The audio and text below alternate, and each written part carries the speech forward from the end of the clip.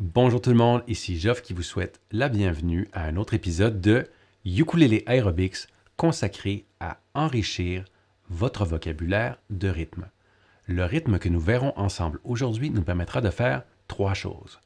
Premièrement, ça nous permettra de enfin pouvoir mettre en pratique après une très longue attente l'accord de Ré majeur que vous avez appris pas plus tard qu'hier.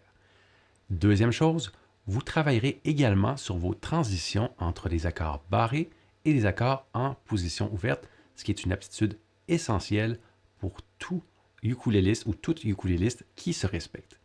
Dernière chose et troisième chose, donc, ça vous nous permettra d'aller un peu plus loin au niveau du contrôle de la durée de vos accords, c'est-à-dire combien de temps dure le son après que l'on ait joué l'accord en question. Donc, sans plus attendre, allons-y du côté de la démo, c'est parti! Pour reproduire l'exemple audio du livre, ajustez votre métronome à une vitesse de 110 BPM, là où chaque clic vaut une noire, ou si vous préférez, là où chaque clic vaut un battement de pied, comme ceci. Pour ce qui est de la façon de compter, ça donne donc 1 et 2 et 3 et 4 et 1 et 2 et 3 et 4.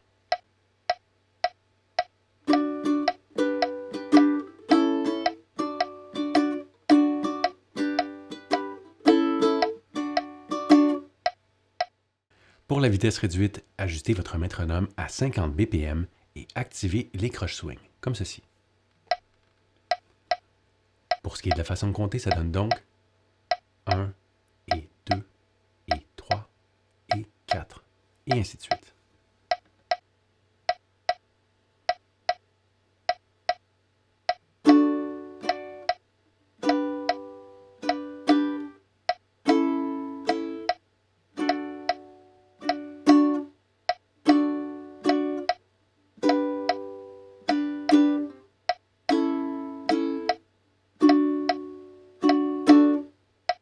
Avant de voir ensemble le détail de cet exercice, clarifions tout d'abord la rythmique.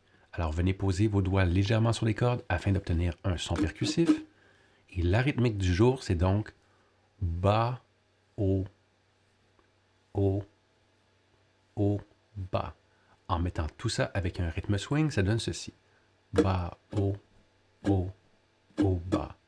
Bas, haut, haut, haut, bas. Ou en anglais, down, up, up, up, down, down, up, up, up, down. Et ainsi de suite. C'est la seule rythmique dont vous avez besoin aujourd'hui, bien qu'il y ait des nuances comme nous allons le voir dans le détail de l'exercice. Donc, sans plus attendre, allons voir le détail. C'est parti! Commençons donc par le début, c'est-à-dire avec l'accord de Ré que nous avons appris ensemble lors de l'épisode d'hier. En gros, il s'agit d'un barré à la seconde case, comme ceci avec votre index, auquel on ajoute avec votre petit doigt ou votre quatrième doigt la cinquième case sur la première corde, comme ceci. Contrôle de la qualité de l'accord barré. Ah, j'ai besoin d'un micro-ajustement. Voilà qui est beaucoup mieux. Point de vue de la rythmique pour l'accord de Ré, ça donne ceci. Bas, haut, suivi immédiatement après d'un silence. Alors, ça va nous permettre de travailler ce dont je vous parlais en début d'émission, c'est-à-dire la durée de vos accords.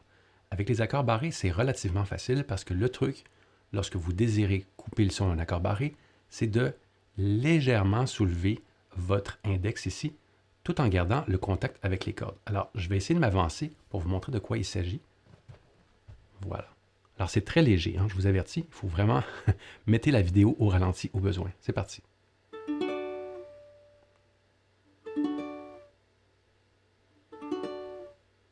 Voilà, c'est pas plus compliqué que ça. Ça prend un peu de pratique pour avoir évidemment la coordination pour juste soulever légèrement. Alors, un petit truc que je vous donne, relâchez légèrement la pression au niveau de votre pouce également lorsque vous relâchez celle au niveau de l'index. Bien entendu, il est très important que l'index reste en contact avec toutes les cordes, sans quoi vous pourriez par exemple faire un tiré ou un pull-off non intentionnel, ce qui n'est pas le but. Donc, allons-y avec la rythmique, donc bas, haut, suivi du silence. Ça donne ceci. Encore une fois, plus lentement. 1 et 2 et 3 et 4 et... Tout simplement. Alors, lorsque vous maîtrisez ça, bien entendu, tout en respectant la rythmique, nous allons y aller pour le prochain accord. Alors, petit rappel de rythmique, on se rappelle que ça fait bas, haut, haut. C'est donc dire que l'accord de sol va aller sur le deuxième haut et qu'avant d'arriver là, il y aura un ghost strum qui coïncide avec le fameux silence qu'aura créé notre index qui se soulève. Je sais, c'est beaucoup de coordination, alors allez-y super lentement, vous allez voir, ça fonctionne. Alors allons-y en récapitulant depuis le début très lentement. Bas, haut, haut. Plus lentement. Bas, haut, haut. Encore plus lentement. Bas, haut, haut. Une dernière fois. Bas, haut, haut. Très bien. Ajoutons-y maintenant le reste de la mesure puisqu'on reste sur l'accord de sol. Alors, il suffit tout simplement d'ajouter le reste de la rythmique. On se rappelle que la rythmique au complet, c'était bas, haut, haut, haut, bas, haut, haut, bas. Ou encore plus lentement, bas, haut, bas. Alors, essentiellement, on n'a qu'à ajouter un autre haut et puis un bas sur notre accord de sol et ça devrait le faire. Allons-y tout doucement. C'est parti. Bas, haut, bas, haut, bas, plus lentement. Bas, haut, bas, haut, bas. Dernier petit détail, le sol que vous jouez à la toute fin de la première mesure se doit d'être staccato. Autrement dit, ça nous donne une autre occasion de travailler légèrement différemment le contrôle de la durée de l'accord. De plus, contrairement à ce qu'on avait vu pour l'accord de Ré un peu plus tôt, c'était facile puisqu'il suffisait de légèrement soulever votre index. Dans le cas qui nous intéresse, pour l'accord de Sol, c'est légèrement différent car nous avons une corde à vide, celle-ci, comme ceci. Donc, il y a deux façons de couper le son ou de contrôler le son lorsque vous jouez avec un accord en position ouverte, c'est-à-dire un accord qui contient au moins une corde à vide. Alors, la première façon consiste à utiliser quelque chose dans votre main qui est sur le manche. Alors, moi, j'aime bien utiliser le petit doigt, à venir tout simplement déposer le petit doigt, mais ça pourrait être comme ceci. Vous lâchez tout et vous précipitez afin de couvrir le son comme ceci. Ça, c'est une approche.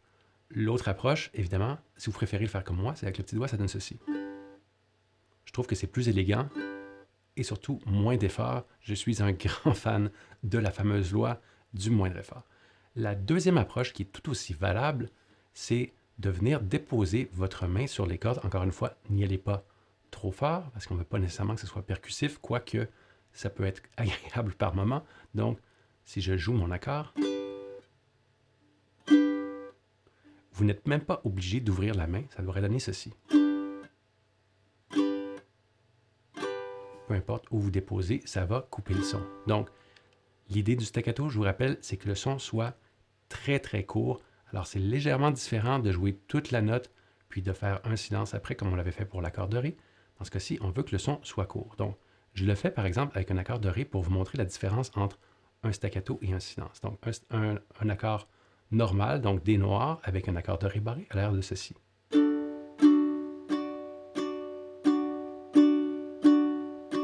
Les mêmes noirs en staccato auraient l'air de ceci.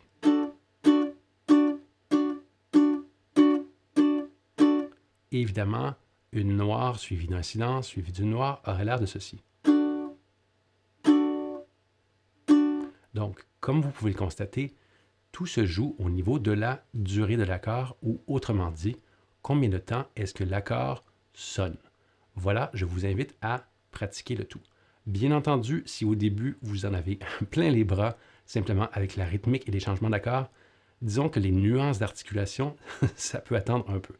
La deuxième mesure pour sa part commence avec un accord de La majeur, c'est-à-dire le deuxième doigt à la deuxième case sur la quatrième corde. Et tandis qu'on tient ça, bien entendu, on va également placer votre premier doigt sur la première case à la troisième corde, les deux autres cordes étant à vide. Contrôle de qualité, ça donne ceci. Voilà pour le La majeur. Alors, point de vue rythmique avec cet accord, c'est la même rythmique que lors de la première mesure, ce qui devrait quand même vous rassurer et vous faire moins de choses à mémoriser. Donc, ça commence avec un bas-haut en swing, suivi immédiatement après d'un silence. Ça tombe très bien puisqu'il s'agit également d'un accord en position ouverte. Alors nous allons pouvoir immédiatement appliquer ce qu'on vient tout juste d'apprendre avec le dernier accord de sol de la première mesure, c'est-à-dire il faut trouver une façon, avec un accord en position ouverte, de venir contrôler le son, dans ce cas-ci pour un silence, contrairement au staccato.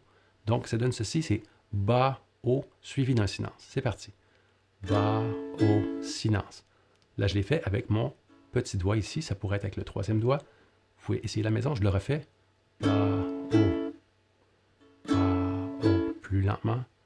Bas, haut. Bas, haut. Si vous préférez, vous pouvez essayer avec votre main qui est sur les cordes, ça donne ceci. Bas, haut. Bas, haut. Bas, haut. Bas, haut. Personnellement, ce que j'aime un peu moins avec l'approche qui consiste à venir déposer cette main sur les cordes afin de les étouffer, c'est que ça brise votre mouvement qui tient le rythme, ou autrement dit, le métronome qui sommeille dans votre avant-bras. Donc, ça risque d'avoir un impact sur votre sens du timing, à moins que vous soyez vraiment beaucoup plus avancé, ce qui est peut-être votre cas. Donc, personnellement, je préfère contrôler le son avec la main qui n'a pas d'impact sur l'habilité à tenir le rythme, quand c'est possible, bien entendu, c'est-à-dire la main qui est sur le manche. Alors, voilà pour le premier accord de La. On le refait donc. Très bien. Par la suite, tout en continuant à tenir compte de la rythmique, vous allez passer d'un accord de La majeur pour revenir à l'accord du début, c'est-à-dire l'accord de Ré en position barrée, donc le premier doigt à votre index à la seconde case, auquel on ajoute votre quatrième doigt à la cinquième case sur la première corde. Ça vaut la peine, surtout si vous n'avez pas beaucoup l'habitude de passer d'un accord en position ouverte à un accord en position barrée, de tout stopper et de prendre un moment afin de vous entraîner à faire le saut d'un à l'autre de façon ultra détendue, histoire de bien programmer votre main. Ça pourrait vouloir dire que pour l'instant, du moins pour aujourd'hui, vous n'allez pas compléter cette rythmique. Vous y reviendrez lorsque vous serez suffisamment confortable, à l'aise, à une vitesse qui est suffisamment lente pour que vous ayez le contrôle à compléter cette rythmique. Donc, ça a l'air de ceci. Si on s'entraîne à faire le passage entre un accord de La, très lentement, très détendu, on soulève la main, on glisse légèrement, on vient déposer le doigt, on vient déposer ici, et on répète comme ça. Je dirais, si vous faites ça une centaine de fois en étant aussi détendu, normalement, votre main sera très bien programmée et surtout, ça ne vous stressera pas. Voilà. Si vous remarquez, lors du passage à l'autre accord, ce qui se passe ici, c'est que je relâche légèrement la pression, histoire de me permettre de me déplacer. Bon, bien entendu, j'exagère ici pour bien illustrer, mais c'est ça l'idée. Vous ne voulez pas demeurer en tension, à bien coincer. Ça glisse très mal dans ce temps-là, donc tout relaxe. Une fois qu'on a joué l'accord et qu'on décide de passer au suivant, on relâche la pression, on glisse, on vient placer votre barré et on dépose votre quatrième doigt. Très bien, et on retourne. OK, alors lorsque vous aurez maîtrisé cette étape, juste le changement de passage d'un accord en position ouverte à un accord barré, qui va vous servir 1 million de fois par la suite, donc c'est vraiment du temps bien investi. Ne vous découragez pas, mettez une limite de temps, protégez votre motivation. Est-ce que vous m'avez déjà entendu dire ça? Je le répète, il faut protéger votre motivation. C'est ce qu'il y a de plus important au monde, du moins en ce qui me concerne. D'accord, alors, si vous puisez dans vos souvenirs de la première mesure, vous vous rappellerez que la rythmique dont nous allons nous servir afin de passer de l'accord de La majeur vers l'accord de Ré barré sera la suivante, c'est-à-dire bas, haut, haut, tout simplement. Bon, vous me voyez venir, ça va être quand même un bon défi de combiner ce changement d'accord qui en soi est un bon défi, justement, avec cette rythmique. Je vous propose donc encore une fois d'y aller hyper lentement et de mettre une limite de temps, quitte à y revenir un peu plus tard. Alors pour l'instant, je vais y aller doucement, donc bas, haut, silence, hein, on se rappelle avec le ghost drum, donc bas, haut, silence. Et mon conseil que je vous donnerais, plutôt que d'utiliser votre petit doigt ici, dans ce cas-ci, histoire d'être fin prêt ou fin prête à jouer le prochain accord, vous pourriez tout simplement venir placer votre barré parce que le fait de placer votre index, ça va venir étouffer les cordes puisqu'on va jouer un barré après. Donc, plutôt comme ceci. Bas, haut, silence avec le barré. Voyez-vous, je gagne du temps et ce qui va permettre donc, lorsque j'arriverai en bas pour jouer le haut sur lequel je dois jouer cet accord, je serai fin prêt ou fin prête selon la personne que vous êtes. Donc, j'y vais doucement. Bas, haut, silence, tout simplement. On la refait doucement.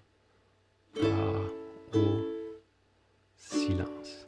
Donc, dans ce cas-ci, le silence est créé par le fait que je me prépare pour le prochain accord. C'est une excellente stratégie à toutes les fois où vous passez d'un accord en position ouverte vers un accord barré et que vous désirez contrôler la durée de votre accord, comme c'est le cas ici. Donc, vous pouvez répéter ça encore une fois, une centaine de fois. C'est du temps extrêmement bien investi parce que je ne pourrais pas suffisamment le dire. Vous allez très régulièrement, lorsque vous vous intéressez au barré, et vous devriez vous intéresser au barré, passer d'un accord en position ouverte à un accord en position barrée. Donc, ces stratégies, ces exercices, cette programmation de votre main vous sera utile au centuple. Faites-moi confiance. Donc, on le fait une dernière fois. Bas, haut, haut. Une dernière fois. Très bien. On se rappelle que le reste de la rythmique, c'était donc bas, haut, haut, haut, bas, bas, haut, haut, haut, bas. Et pour le reste de la rythmique, bien entendu, comme c'était le cas pour la première mesure, on va demeurer sur le même accord, dans ce cas-ci, sur notre fameux accord de Ré en position barrée. Donc, tout doucement, je vais compléter la deuxième mesure. C'est parti.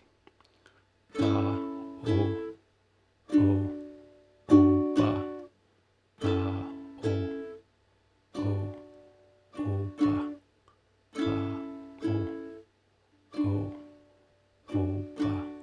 Dernière chose, comme c'était le cas lors de la fin de la première mesure, en réalité, votre dernier Ré ici, se doit d'être staccato. Cette fois-ci, c'est beaucoup plus facile parce que vous n'avez besoin que de soulever le doigt, contrairement à la technique qui consistait, on se rappelle, à la fin de la première mesure, à venir déposer probablement votre petit doigt afin d'étouffer les cordes.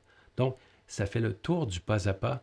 Prenez tout votre temps, faites tourner le tout en boucle, utilisez l'approche élastique, prenez des pauses, ne vous découragez pas, mais surtout, si jamais vous avez des difficultés, écrivez-moi un petit commentaire, soit dans les commentaires plus bas, ou encore mieux, dans notre groupe Facebook privé, qui a l'avantage justement d'être privé. C'est un lieu de partage, un lieu d'échange, un lieu sans jugement, contrairement à YouTube, justement. Donc, c'est comme vous voulez, vous pouvez laisser un commentaire ici ou à même notre groupe. C'est vous qui décidez. Sur ce, allons-y avec les conseils d'usage et le mot de la fin, c'est parti. En terminant, un petit mot d'encouragement et de motivation à l'attention de ceux et celles qui se posent la question, oui, mais à quoi ça peut bien servir d'apprendre à contrôler la durée de nos accords? Eh bien, la réponse, c'est qu'il existe certains styles musicaux où il est absolument nécessaire d'avoir justement un peu plus de contrôle. Par exemple, le reggae, le jazz manouche et le funk. Et plus près de chez nous, en fait, plus près de chez vous, surtout si vous êtes en France, si jamais vous avez l'ambition un jour de jouer la chanson Champs-Élysées de Joe Dassin avec justement un feeling un peu plus jazz, eh bien, vous devrez vous entraîner. D'ailleurs, je vous encourage à le faire. Trouvez la chanson sur Internet, transposez le tout dans la gamme de Ré et ça va vous permettre de pratiquer l'accord de Ré qu'on vient tout juste d'apprendre. Ça va donner quelque chose comme ceci. En y allant très lentement avec votre accord de Ré et je vous recommande chaudement d'utiliser votre pouce afin de rendre le son plus doux, comme ceci.